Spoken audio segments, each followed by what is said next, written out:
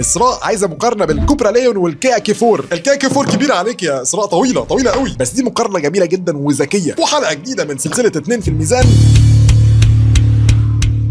سلسله انتوا اللي بتحطوا فيها عربيتين في المواجهه وبنقارن بينهم في 5 نقط: موتور واداء، شكل بره وجوه، خامات وتقفيل، عمليه واعتماديه، واخر حاجه السعر. العربيه اللي تجيب 3 نقط تكسب. ايه الموضوع؟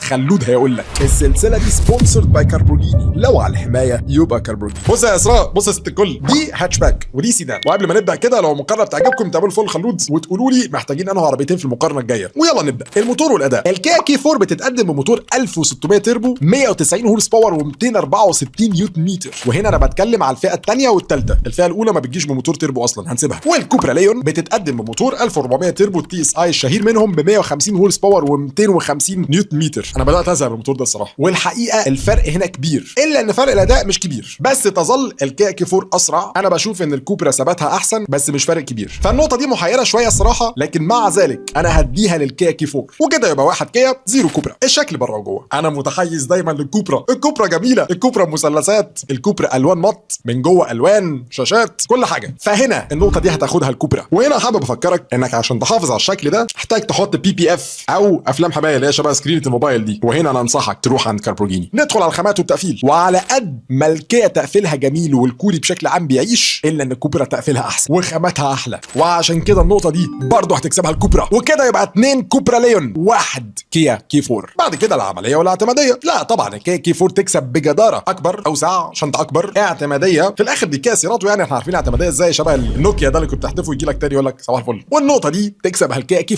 4. ربنا يستر. نيجي بقى على نقطه السعر. انا زهقت وانا بحضر الفيديو ده، والله الاسعار بتتقلب. دي الاسعار بعد الزيادات الاخيره. كيا كي 4 بتتقدم بمليون ونص، مليون 700 ومليون 850 لاعلى فئتين اللي احنا بنتكلم عليهم. وبرده الكوبرا حصل عليها زيادات، والليون بقت بتتقدم بمليون 950. وهنا بقت الكوبرا ليون اغلى من الكيا كي 4 اعلى فئه اللي هي البلاك اديشن ب 100,000 جنيه. وبالتالي الكيا كي 4 تكسب النقطه دي، والنتيجه النهائيه تبقى 3 كيا كي 4 2 كوبرا ليون. واسراء وحييكي على هذه المقارنه، بس روحي هات الهاتشباك والله هتدلعي اكتر. يعني لو عجبتكم السلسله تعملوا فول خلود وتقولوا لي محتاجين انهي عربيتين في المقارنه الجايه.